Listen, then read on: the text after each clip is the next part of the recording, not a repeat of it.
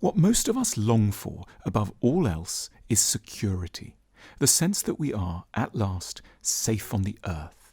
We pin our hopes for security on a shifting array of targets: a happy relationship, a house, children, a good profession, public respect, a certain sum of money. When these are ours, we fervently believe we will finally be at peace. We may mock the term happily ever after, synonymous as it is with naive children's literature. But in practice, we do indeed tend to live as though we could, one day, somewhere over the horizon, reach a place of rest, satisfaction, and safety. It's therefore worth trying to understand why happiness ever after should be congenitally so impossible. It isn't that we can't ever have a good relationship, a house, or a pension. We may well have all this and more. It's simply that these won't be able to deliver what we hope for from them. We will still worry in the arms of a kind and interesting partner. We will still fret in a well-appointed kitchen. Our terrors won't cease, whatever income we have. It can sound implausible, especially when such goods are still very far out of our grasp. But we should trust this fundamental truth in order to make an honest peace with some rather forbidding facts about the human condition.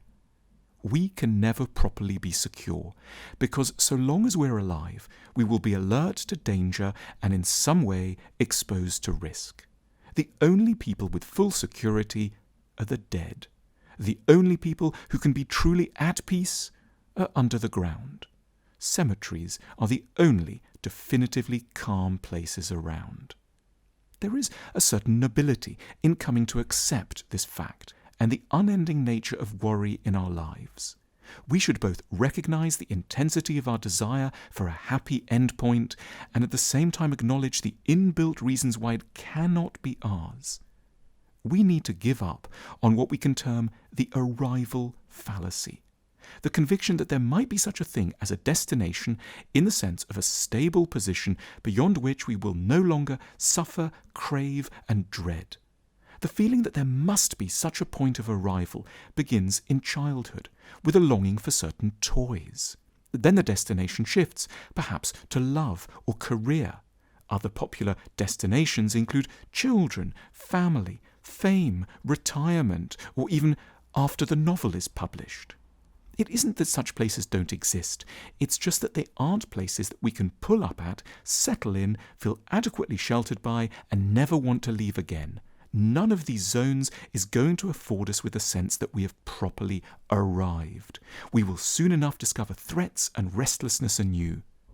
One response is to imagine that we may be craving the wrong things, that we should look elsewhere, perhaps to something more esoteric or high-minded, philosophy or beauty, community or art. But that is just as illusory. It doesn't matter what goals we have, they will never be enough. Life is simply a process of replacing one anxiety and one desire with another. No goal spares us renewed goal-seeking. The only stable element in our lives is craving.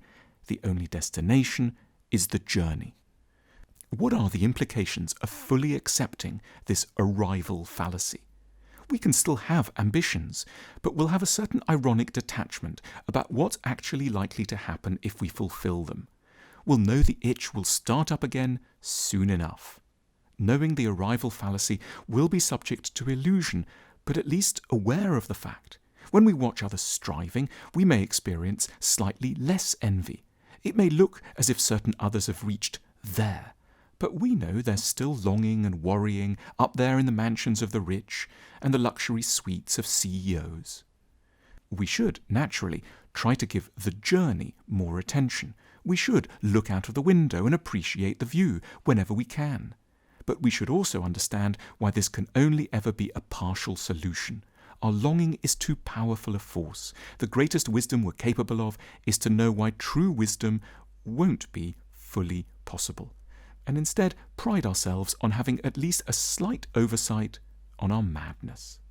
We can accept the ceaselessness of certain anxieties and rather than aim for a yogic calm state, serenely accept that we will never be definitively calm. Our goal should not be to banish anxiety, but to learn to manage, live well around, and when we can, heartily laugh at our anxious, longing state. Our Calm book can educate us in the art of remaining calm, not through slow breathing or special teas, but through thinking.